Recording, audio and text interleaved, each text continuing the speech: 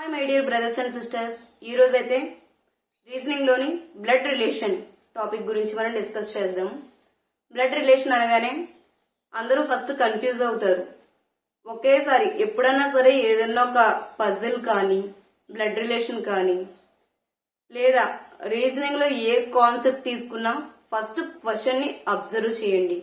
Observe చేస్తే మనకు దానిలోనే సగం ఆన్సర్ అనేది మనం ఈజీగా సాల్వ్ చేయగలుగుతాం విత్ ఇన్ సెకండ్స్ లో. అయితే బ్లడ్ రిలేషన్ కానీ పజిల్ కానీ మనం సాల్వ్ చేసేటప్పుడు తీసుకోవాల్సిన జాగ్రత్తలు ఏంటంటే, మనం చూసిన ఇన్ఫర్మేషన్ ని తీసుకున్నట్లుగా వెంటనే స్ట్రక్చర్ అయితే ఫామ్ చేయొద్దు. అలా చేయకుండా ఫస్ట్ మనం క్వశ్చన్ చదివేటప్పుడే ఇచ్చిన ఇన్ఫర్మేషన్ ని స్టెప్ బై స్టెప్ వేసుకోండి. అంటే ఇప్పుడు పీకి ఆపోజిట్ లో క్యూ ఉన్నాడు అని అంటే కనుక జస్ట్ పీ ఆపోజిట్ క్యూ అని వేసుకోండి. పీకి సెకండ్ రైట్ లో క్యూ ఉన్నాడు, పీకి సెకండ్ రైట్ లో క్యూ ఉన్నాడు, అలా ఇన్ఫర్మేషన్ మొత్తాన్ని ఒక దగ్గర వేసుకోండి. వేసుకున్న తర్వాత దాన్ని వేసుకోవడానికి మీకు 1 minute పట్టొచ్చు, కానీ మీరు సాల్వ్ చేసేటప్పుడు ఈజీగా చేసేయచ్చు. ఉన్న స్ట్రక్చర్ ఏవైతే ఉన్నాయో వాటిని తీసుకుని టకటక మీరు ఈజీగా పజిల్ అయితే తక్కువ టైంలో సాల్వ్ చేయగలుగుతారు. At the same time blood relation అయినా అంతే. మనకి ఇచ్చిన ఇన్ఫర్మేషన్ అయితే ఫస్ట్ దాన్ని ఒక పక్కన రాసుకొని అప్పుడు దాన్ని ఒక దానిలో ఫామ్ చేయండి స్ట్రక్చర్ కింద. అలా కాదు, మాకు ఇచ్చిన ఇన్ఫర్మేషన్ ఇచ్చినట్లుగా స్ట్రక్చర్ ఫామ్ చేశారంటే కనుక ఎక్కడన్నా ఏదైనా చిన్నది మిస్ అయిందనుకో మళ్ళీ ఫస్ట్ నుంచి రావాల్సి వస్తుంది. టైం చాలా వేస్ట్ అయిపోద్ది. తెలియకుండానే మీకు 5 నిమిషాలు 10 నిమిషాలు కూడా పట్టేయచ్చు. సో అలాంటి మిస్టేక్స్ అసలు ఎప్పుడు చేయొద్దు. ఇది చాలా యూస్ఫుల్. అందరూ ఒకసారి బ్రెయిన్ లో పెట్టుకోండి. ఈ విధంగానే చేసి చూడండి. మీకు విత్ ఇన్ మినిట్స్ లోని దేనికన్నా సరే ఆన్సర్ అనేది వస్తుంది. ఓకే, మనం బ్లడ్ రిలేషన్ గురించి చూసుకుందాము. బ్లడ్ రిలేషన్ లో ఫస్ట్ మనకి ఏంటంటే పలానా వాళ్ళ హస్బెండ్ పలానా వాళ్ళు అని చెప్తాము. అప్పుడు హస్బెండ్ వైఫ్ అది ఒక మనం స్ట్రక్చర్ ఫామ్ చేసుకోవాలి అంటే కనుక మేల్ ని ఎలాగా మనం గుర్తుపెట్టుకోవాలి, ఫీమేల్ ని ఎలా గుర్తుపెట్టుకోవాలి అనేవి మనం చూసుకోవాలి. అలా ఇచ్చినప్పుడు ఏం చేస్తారు అంటే కనుక మేల్ ప్లస్ అనుకోండి, ఫీమేల్ మైనస్ అనుకోండి. మైనస్ అంటే ఏదో పోయింది, అది నెగిటివ్ అని కాదు, దాన్ని మనం అలా అనుకుంటున్నాం అంతే. సో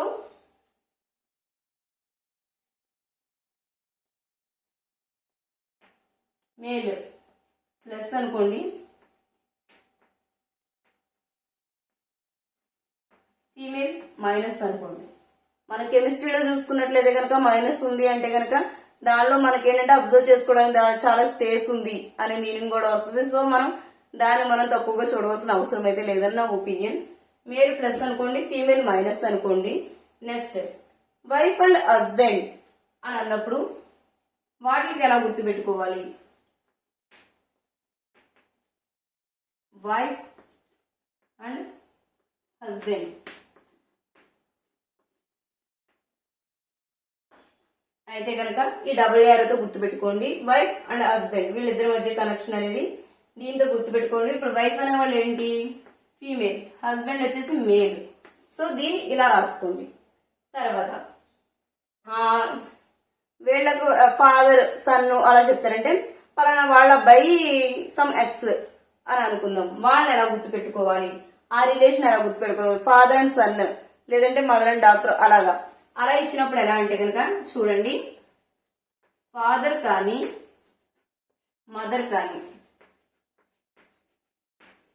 ఇచ్చి వాళ్ళకి సన్ కానీ డాటర్ కానీ ఉన్నారు అంటే కనుక దాన్ని ఈ ఇండికేషన్ తో గుర్తుపెట్టుకోండి. ఇలా ఒక స్ట్రైట్ వర్టికల్ లైన్ తో గుర్తుపెట్టుకోండి. పలానా వాళ్ళకి సన్ ఆర్ డాటర్ అన్నమాట.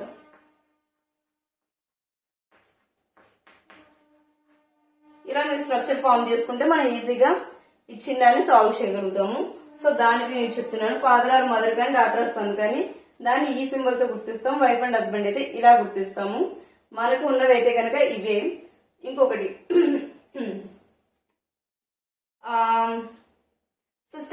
సిస్టర్ అండ్ బ్రదర్స్ రిలేషన్ ఎలా గుర్తుపెట్టుకోవాలి మరి అంటే కనుక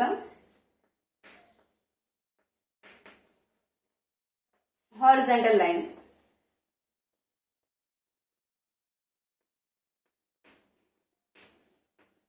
సిస్టర్ అండ్ బ్రదర్ రిలేషన్ వచ్చేసి హారిజాంటల్ లైన్ తోనే గుర్తుపెట్టుకోండి. ఇవి వచ్చేసి indications, double arrow and vertical line and horizontal line.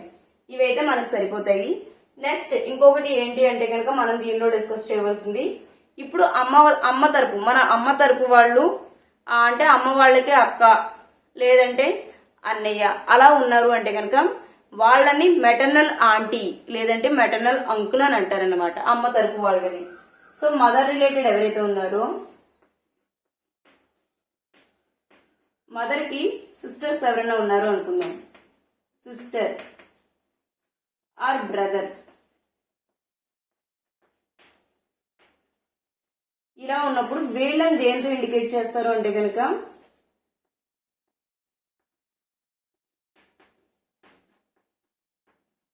Maternal aunty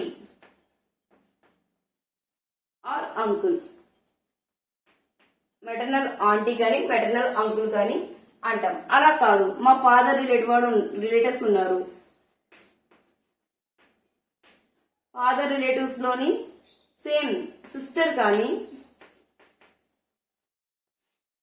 brother కానీ ఉన్నట్లయితే వాళ్ళని ఎలా అంటే కనుక పెటర్నల్ అంటారు.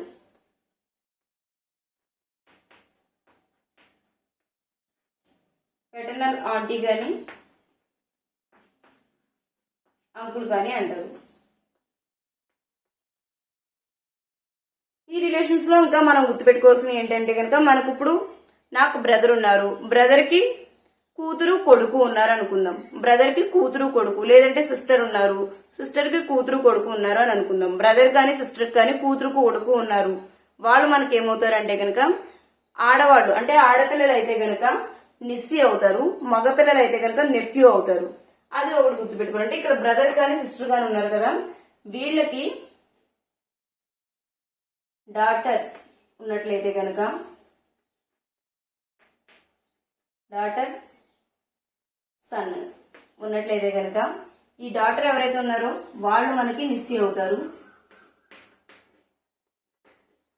సన్ ఉన్నట్లయితే కనుక